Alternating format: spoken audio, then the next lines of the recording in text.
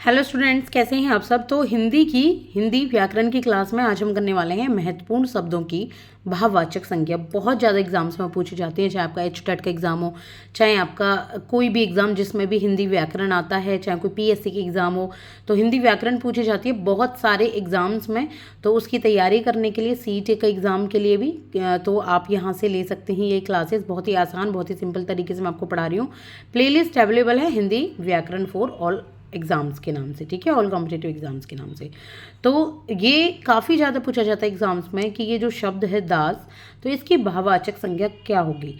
तो इसके लिए क्या होता है, 4 ऑप्शन दिए जाते हैं। हम बहुत ज़्यादा कंफ्यूज हो जाते हैं 4 ऑप्शन में। तो एक बार हम क्या कर लें, एक बार हम इनको पढ़ लें। अगर हम इनको पढ़ लेंगे तो आसानी से हमें ये सारी चीज़ें समझ आ जाएंगी और एक बार नज़र में रहेंगी, लगेगा कि हाँ ये पढ़ा है तो इसका आंसर यही है। तो चलिए स्टार्ट करते हैं इनको पढ़ना, भाववाचक संज्ञा को। देखिए सबसे पहले हम पढ़ेंगे दास की। तो जो दास की भाववाचक संज्ञा है, दास की देखिए दास क्या होती है। दास है एक आदमी, यानी कि आपकी संज्ञा, ठीक है, नाउन है आपका, जो कि व्यक्तिवाचक आपका नाउन है। लेकिन भाववाचक में क्या आएगा कि उस व्यक्ति के द्वारा किया गया जो कर्म है वो भी संज्ञा ही है, तो वो भाव में कैसे प्रकट होगी। भाव भी तो संज्ञा ही होता है ना। तो दास का आता है दासता, ठीक है। दास की भाववाचक की संज्ञा क्या होगी, दासता। पशु की है पशुता, ठीक है, पशुता यानी कि उसी का व्यवहार, किसी का भी व्यवहार। तो बंधु का है बंधुत्व, बूढ़ा का है बुढ़ापा, सेवक का है सेवा, अपना का है अपनत्व और इसके बाद है पंडित का है पांडित्य, ठीक है। क्या है पंडित की भाववाचक संज्ञा, पांडित्य। ब्राह्मण का है ब्राह्मणत्व, ठीक है, याद रखना क्या है ब्राह्मण का, ब्राह्मणत्व।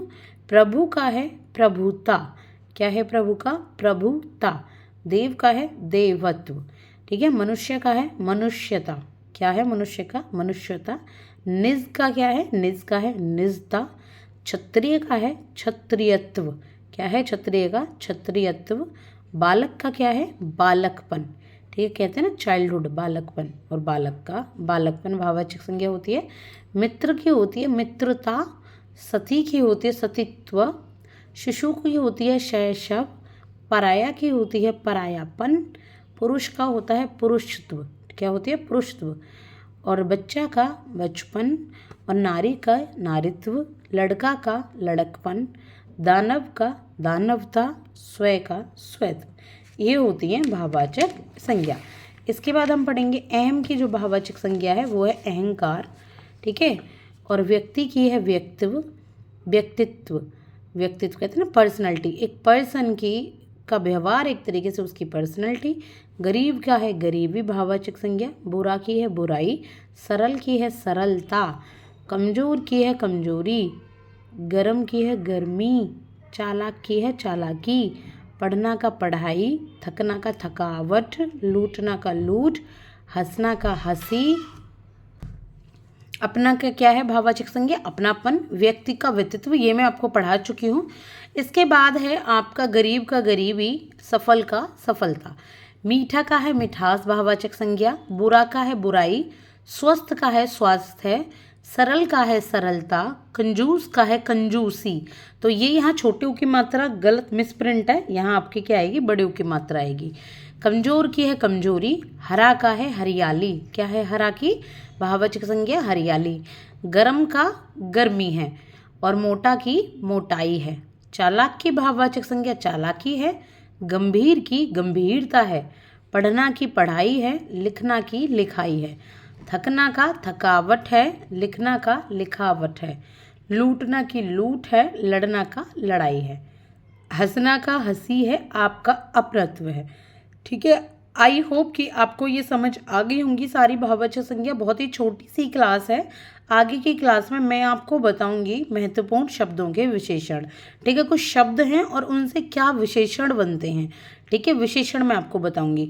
और आप एक चीज़ में कंफ्यूज मत होइएगा कि आप भाववाचक संज्ञा और विशेषण ना कभी कभी एक जैसे लगते हैं, ठीक है, लेकिन उन दोनों में अंतर है। जो आपकी भाववाचक संज्ञा होती है वो एक भाव को प्रकट करती है, किसी इंसान के व्यवहार को प्रकट करती है, किसी भी चीज़ की, किसी वस्तु के, सबके व्यवहार को, उसके गुण को प्रकट करती है। लेकिन जो विशेष विशेषण होते हैं ना, विशेषण एक अपना ही एक अलग गुण है। विशेषण अपना गुण है एक, जो किसी के भी साथ लगा दिया जाए, नाउन के साथ या प्रोनाउन के साथ, तो वो उनको दर्शाता है।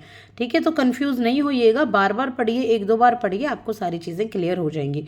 आई होप की क्लास आपकी समझ आई होगी। I am making some sense to all of you. तो प्लीज़ सब्सक्राइब कीजिएगा अगर अभी तक नहीं किया है तो।